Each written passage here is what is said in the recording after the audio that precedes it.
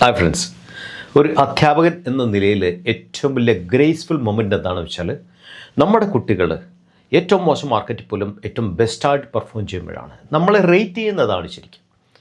So I am extremely blessed to say that കഴിഞ്ഞ ജാനുവരിയിലാണ് 2.5 കൊല്ലം research ചെയ്ത് ഡെസ്റ്റിനി എന്ന പേരിൽ 7 to 10 days ട്രേഡ് ഞാൻ സ്റ്റാർട്ട് ചെയ്യുന്നത്.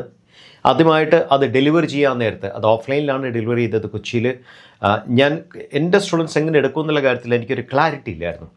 ഇന്ന് over A period of 7 months complete ചെയ്യുമ്പോഴത്തേക്കും 19 ഓഫ്ലൈൻ സെഷൻസ്, ലൈവ് സെഷൻസ് അത് ഈ കഴിഞ്ഞ ഞായറാഴ്ച ബാംഗ്ലൂരോടുകൂടി കംപ്ലീറ്റ് ചെയ്തിരിക്കുന്നത്. ഇന്ത്യയിലും വിദേശത്തുമായിട്ടാണ് 19 ലൈവ് സെഷൻ ഞാൻ കംപ്ലീറ്റ് ചെയ്തത്. അത് ഒരു വലിയ ദൈവാനുഗ്രഹമാണ് ചെയ്യാൻ സാധിച്ചത്. അതിനോടൊപ്പം തന്നെ ഏറ്റവും ക്രിട്ടിക്കലായിട്ടുള്ള ഏറ്റവും സന്തോഷകരമായ കാര്യം എന്താണെന്ന് വെച്ചാൽ ധാരാളം സ്റ്റുഡൻസ് ഈ മോശം മാർക്കറ്റിൽ നിന്ന് ഈ 6-7 മാസം പോലും ഏറ്റവും ബെസ്റ്റായിട്ട് ഡെസ്റ്റിനി ട്രേഡ് കണ്ടിന്യൂസ് ആയിട്ട് ചെയ്ത് അവരെന്താ പറയണ്ടേ അൺബിലീവബിൾ ലെവൽ ഓഫ് പ്രോഫിറ്റ്സിലേക്ക് എത്തി എന്ന് പറയുന്നത് ആസ് എ ടീച്ചർ എന്താ പറയുക നമ്മുടെ ഒരു ഏറ്റവും ബ്ലിസ്ഫുൾ മൊമെൻ്റാണ് ശരിക്കും. ഇതൊക്കെ നമ്മളെ ഏറ്റവും കൂടെ ഹമ്പിളാക്കുന്ന കാര്യമാണ്. കാര്യം ഇതൊക്കെ ഒരു കാര്യം പഠിക്കാനും പഠിപ്പിക്കാനും ഒക്കെ ഒരു ദൈവാനുഗ്രഹമില്ലാതെ ഒരിക്കലും സാധിക്കത്തില്ല എന്ന് വിശ്വസിക്കുന്ന ഒരു വ്യക്തിയാണ്. സോ അത് വലിയൊരു ദൈവത്തിൻ്റെയോടുള്ള വലിയൊരു കടപ്പാടാണ് ഈ നിമിഷം ഞാൻ ഓർക്കുന്നത് തന്നെ. രണ്ടാമത്തെ പോയിൻ്റ്, ഈ വരുന്ന ഓഗസ്റ്റ് മാസം ലാസ്റ്റ് സ്റ്റാർട്ട് ചെയ്യുന്ന 19 സെഷൻസ് എന്താ പറയേണ്ടത് പ്യുവർ പ്രൈസേഷൻ ബേസ്ഡ് ആയിട്ടുള്ള ട്രേഡിംഗ് പഠിക്കാൻ താല്പര്യമുണ്ടെന്ന് എടുത്തു പറയുന്ന കാര്യം വെച്ചാൽ പഠിക്കാൻ കണ്ടമാനമുണ്ട്. നമ്മൾ ഫണ്ടമെൻ്റൽ പഠിക്കും, നമ്മൾ ഡീറ്റെയിൽ ആയിട്ടുള്ള ടെക്നിക്കൽ പഠിക്കും, പ്യുവർ പ്രൈസ് ആക്ഷനാണ് പഠിക്കുന്നത്, ബിഹേവിയർ പാറ്റേൺസ് പഠിക്കും. ഏറ്റവും കൂടുതൽ ആൾക്കാർ നഷ്ടം വരുത്തുന്നത് ഏത് സ്റ്റോക്കിൽ ട്രേഡ് ചെയ്യണം, ഏത് സ്റ്റോക്കിനെ എങ്ങനെ കണ്ടെത്തണം എന്നുള്ളതിനെക്കുറിച്ച് ഒരു പോയിന്റിലാണ് നഷ്ടം വരുന്നത്. നമ്മുടെ ഏറ്റവും കൂടുതൽ ഫോക്കസ്ഡ് ആ ഒരു പോയിന്റിൽ തന്നെയാണ്. താങ്കൾക്ക് അത് പഠിക്കാൻ താല്പര്യമുണ്ടെങ്കിൽ SST എന്ന് പറയുന്ന ട്രേഡിംഗ് സിസ്റ്റമാണ് പഠിപ്പിക്കുന്നത്. സെയിം ക്വാർട്ടർ എൻട്രിയും സെയിം ക്വാർട്ടർ എക്സിറ്റുമായിട്ടുള്ള ട്രേഡിംഗ് സിസ്റ്റമാണ് പഠിപ്പിക്കുന്നത്. ഡെസ്റ്റിനി അല്ല എന്നുള്ള കാര്യം എടുത്തു പറയുന്നു. എന്തുകൊണ്ടാണ് ഡെസ്റ്റിനി അല്ല എന്നുള്ള കാര്യം എടുത്തു പറയാൻ കാര്യം? ഡെസ്റ്റിനി അത്ര പെട്ടെന്ന് പഠിക്കാൻ പറ്റിയ കാര്യമില്ല. ഡെസ്റ്റിനി എൻ്റെ കൂടെ തന്നെ ഇങ്ങനെ ഇന്ന് നടക്കുന്ന കുട്ടികളുണ്ട് കഴിഞ്ഞ 3-4 കൊല്ലമായിട്ട്. അപ്പം അങ്ങനെ നടന്ന് കോൺട്രാക്ഷൻ കൺസെപ്റ്റ്സ് കംപ്ലീറ്റ് തറവാക്കിയാൽ മാത്രമേ ഡെസ്റ്റിനിലേക്ക് പോകാൻ സാധിക്കത്തുള്ളൂ. അത് അതിൻ്റെ സമയം വേണം, അതിൻ്റെ ആയിട്ടുള്ള കാലം വേണം, അതിൻ്റെ ആയിട്ടുള്ള എഫർട്ട് വേണം. ഇതെല്ലാം കൂടി ചേരുമ്പോൾ മാത്രമേ ഡെസ്റ്റിനി നമുക്ക് ഷെയർ ചെയ്യാൻ സാധിക്കത്തുള്ളൂ. എനിവേ, SST എന്ന് പറയുന്ന ബേസിക്സ് അതാണ് സ്റ്റാർട്ടിംഗ് പോയിന്റ്. ആ സ്റ്റാർട്ടിംഗ് പോയിന്റിലേക്ക് പഠിക്കാൻ താല്പര്യമുണ്ടെങ്കിൽ prosip23@gmail.com മെയിൽ അയച്ചാൽ ഞാൻ ഡീറ്റെയിൽ അയച്ചു തരുന്നതായിരിക്കും. സോ ഇന്നത്തെ വീഡിയോ എന്ന് പറയുന്നത് എപ്പോഴൊക്കെ മാർക്കറ്റ് വളരെ മോശമായിട്ട് മാർക്കറ്റ് തിരിച്ചു വന്നോ അപ്പോഴൊക്കെ ഒരു 10-200-300 മെയിൽസും വരും, വാട്സപ്പ് കോൾ വരും. എല്ലാത്തിനും ഹെഡിങ് ഇതാണ്, ഇപ്പോൾ ആവറേജ് ചെയ്യാൻ സമയമായോ. അപ്പോൾ ഞാൻ വിചാരിച്ചു ആ ഹെഡിങ് തന്നെ ഈ ഒരു വീഡിയോയ്ക്ക് കൊടുത്താൽ കുറേ ആപ്റ്റ് ആണെന്ന് വിചാരിച്ചാണ് ആ ഹെഡിങ് തന്നെ വീഡിയോയ്ക്ക് കൊടുത്തിട്ടുള്ളത്. സോ ഈ വീഡിയോയിൽ ഞാൻ ഫണ്ടാ ബേസ്ഡ് ആയിട്ടുള്ള കാര്യങ്ങൾ മാത്രമേ സംസാരിക്കുന്നുള്ളൂ. ആവറേജുമായിട്ട് ബന്ധപ്പെട്ട് ടെക്നിക്കൽ സൈഡ് ഞാൻ സംസാരിക്കുന്നില്ല. കാരണം വീഡിയോ കുറേ വലിയ വീഡിയോ ആക്കാൻ എനിക്ക് ഒട്ടും താല്പര്യമില്ല. ശ്രദ്ധിക്കേണ്ട കാര്യം, ഫണ്ടയിൽ തന്നെ പല കാര്യങ്ങൾ പറയാനായിട്ടുണ്ട്. ഏതാനും കാര്യങ്ങൾ മാത്രമേ പറയുന്നുള്ളൂ. ആ കാര്യങ്ങൾ മാത്രം വിചാരിച്ചുകൊണ്ട് അത് മാത്രമേ ഉള്ളൂ എന്ന് താങ്കൾ ഒരിക്കലും വിചാരിക്കരുത്. ധാരാളം കാര്യങ്ങൾ സംസാരിക്കുന്നുണ്ട്. അതിൻ്റെ അകത്ത് സെലക്റ്റീവായിട്ടുള്ള ഏതാനും കാര്യങ്ങളെക്കുറിച്ച് മാത്രമാണ് ഞാൻ ഇന്ന് സംസാരിക്കുന്നത്. എന്തുകൊണ്ടാണ് ആൾക്കാർ ആവറേജിനെ കുറിച്ച് ചിന്തിക്കുന്നത്? ഒന്ന്, റൈറ്റ് സ്റ്റോക്കിനെ എടുക്കാനുള്ള എന്താ പറയണ്ടേ അറിവില്ലായ്മ ഒന്നാമത്തെ കാര്യം. രണ്ടാമത്തെ കാര്യം, റൈറ്റ് സ്റ്റോക്കിനെ എടുത്താൽ കറക്റ്റായിട്ട് സ്റ്റോപ്പ് ലോസ് വയ്ക്കാനുള്ള അറിവില്ലായ്മ രണ്ടാമത്തെ കാര്യം. 3, സ്റ്റോപ്പ് ലോസും റൈറ്റ് സ്റ്റോക്കും കറക്റ്റായിട്ട് അറിയാമെങ്കിൽ പോലും സ്റ്റോപ്പ് ലോസിനെ ഇഗ്നോർ ചെയ്യാനായിട്ടുള്ള ഒരു ടെൻഡൻസി. 3 കാര്യങ്ങൾ കൊണ്ടാണ് സ്റ്റോക്കുകൾ താഴെ പോകുന്നത്. പിന്നെ ആവറേജ് ചെയ്യാനായിട്ട് ആൾക്കാർ വല്ലാത്തൊരു ടെൻഷനിലേക്ക് പോകുന്നത്. സോ ഈ 3 കാര്യങ്ങളാണ് ആദ്യം അറിയേണ്ട കാര്യങ്ങൾ. ഇത് 3 കറക്റ്റായിട്ട് ചെയ്താൽ ആവറേജിനെ കുറിച്ച് ചിന്തിക്കേണ്ട കാര്യം സാധാരണ കേസിൽ വരാറില്ല. ഇതാണ് സത്യം. അപ്പോൾ നമുക്ക് ആവറേജിനെ കുറിച്ച് നമുക്ക് നമ്മുടെ വീഡിയോയിലേക്ക് കടക്കാം. ചില പോയിൻറ്റ്സാണ് ഞാൻ പറയുന്നത്. ഞാൻ ആദ്യം പറഞ്ഞ പോലെ തന്നെ എല്ലാ പോയിൻറ്റ്സും പറയാനായിട്ടുള്ള സ്കോപ്പ് ഒരു വീഡിയോയിലുമില്ല. കുറച്ച് പോയിൻറ്റ്സ് പറഞ്ഞുതരാം. ഈ പോയിൻറ്റ്സ് തന്നെ താങ്കൾ നോക്കുവാണെങ്കിൽ താങ്കൾക്ക് എന്താ പറയണ്ടേ ആവറേജ് ചെയ്യണം വേണ്ടത് എന്നുള്ളത് സ്വന്തമായിട്ട് തീരുമാനിക്കാൻ സാധിക്കും ഫണ്ടമെൻ്റൽ ആസ്പെക്ട്സിൻ്റെ പുറത്ത്. നമുക്ക് പോയിൻറ്റ്സിലേക്ക് കടക്കാം. ഹായ് ഫ്രണ്ട്സ്, സോ ഈ കുറച്ച് ഏതാനും ഇൻപുട്സ് ബേസിക്കലി ഫണ്ട ബേസ്ഡ് ആയിട്ടുള്ള ഇൻപുട്സ് ആണ്. താങ്കൾ ഒരു സ്റ്റോക്കിൽ പെട്ടുപോയി. ആ പെട്ടുപോയ സ്റ്റോക്ക് കുറേ നാളായിട്ട് താഴെ കിടക്കുകയാണ്, സ്റ്റോക്ക് തിരിച്ച് കയറുന്നില്ല. താങ്കൾക്ക് ആവറേജ് ചെയ്യണമെന്നുള്ള ആഗ്രഹമുണ്ട്. സ്റ്റോക്ക് വിൽക്കാനായിട്ടുള്ള കാര്യം വലിയ നഷ്ടത്തിൽ കിടക്കുന്നു, വിൽക്കാനും പറ്റുന്നില്ല. ആവറേജ് ചെയ്താൽ ഒരുപക്ഷെ വലിയ നഷ്ടം ഇല്ലാതെ സ്റ്റോക്ക് തിരിച്ച് കയറുമ്പോൾ തിരിച്ച് താങ്കൾക്ക് അതിനകത്ത് എക്സിറ്റ് ചെയ്യാമെന്നുള്ള പ്ലാൻ ഉണ്ട് എങ്കിൽ ഞാൻ പറഞ്ഞ ഈ കാര്യങ്ങൾ ശ്രദ്ധിക്കേണ്ട കാര്യം ഏതാനും കാര്യങ്ങളെ പറയുന്നുള്ളൂ. വളരെ ഡീറ്റെയിൽ ആയിട്ടുള്ള കാര്യങ്ങൾ താങ്കൾ അഡ്വാൻസ് ഫണ്ട് അനാലിസിസ് പഠിപ്പിക്കുന്ന ആരെങ്കിലും അടുത്ത് പോയി പഠിക്കുക എന്നുള്ളതാണ് കാര്യം. ഇതിനകത്ത് ഈ വരികൾക്കിടയ്ക്കിടെ വായിക്കുക എന്നുള്ള കുറേ കാര്യങ്ങൾ പഠിക്കാനുണ്ട് ശരിക്കും. അപ്പം നമുക്കൊരു വീഡിയോ കൂടെ പറഞ്ഞു തരുന്നതിന് എപ്പോഴും പരിധിയുണ്ട്.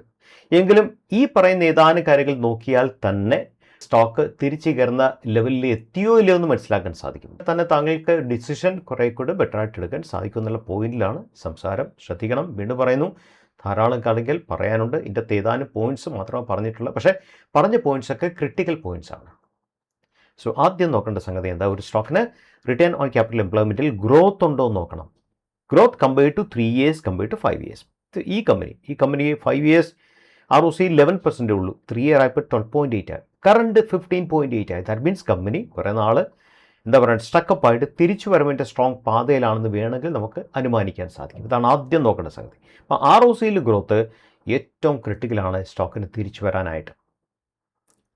രണ്ടാമത്തെ കാര്യം, ഡെറ്റ് ടു ഇക്വിറ്റി റേഷ്യോ. നോക്കൂ, ഈ കമ്പനിയുടെ മാർക്കറ്റ് 16,000 കോടിയാണ്.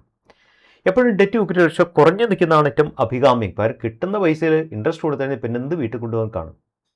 ഈ കമ്പനിക്ക് നമ്മൾ സാധാരണ ഡെറ്റ് ടു ഇക്വിറ്റി റേഷ്യോ നമ്മൾ പറയുന്നത് ഷുഡ് ബി ലെസ് ദാൻ 1 ആണ്. ഓക്കെ, 1ൻ്റെ അടുത്ത് 1.1 ഒക്കെ വരാം. പക്ഷേ അപ്പോൾ ശ്രദ്ധിക്കേണ്ട ഒരു കാര്യം എന്താ, ഡെറ്റിനൊരു കോസ്റ്റ് ഉണ്ട് അല്ലേ. നമ്മൾ ബാങ്കിൽ നിന്നൊക്കെ കടമെടുത്താൽ നമുക്കൊരു കോസ്റ്റ് ഇല്ലേ.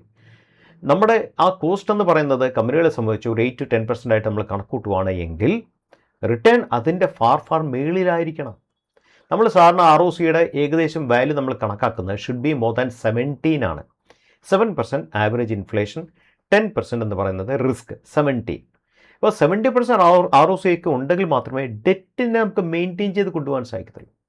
ROC തന്നെ വീക്കാണെങ്കിൽ ഡെറ്റിനെ എങ്ങനെ മെയിൻറ്റെയിൻ ചെയ്യാൻ പറ്റും? ഡെറ്റിൻ്റെ എക്സ്പെൻസ് എങ്ങനെ മെയിൻറ്റെയിൻ ചെയ്യാൻ സാധിക്കും? ഈ കമ്പനിയുടെ ഡെറ്റ് നമുക്ക് 11,000 കോടി ഇട്ടിട്ടാണ്, 16,000 കോടി മാർക്ക് ചെയ്യാപ്പുള്ളൂ.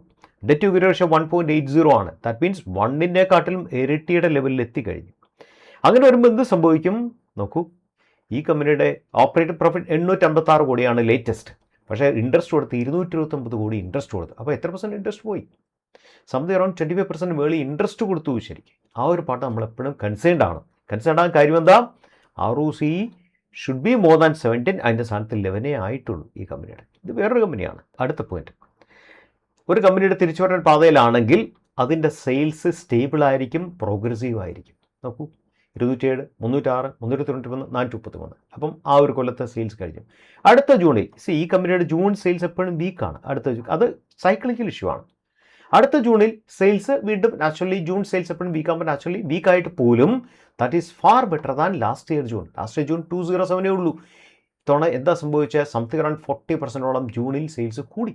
അപ്പോൾ ഓരോ ജൂണും നോക്കുക 154, അടുത്ത ജൂണിൽ 177, അടുത്ത ജൂണിൽ 207, അടുത്ത ജൂണിൽ 330.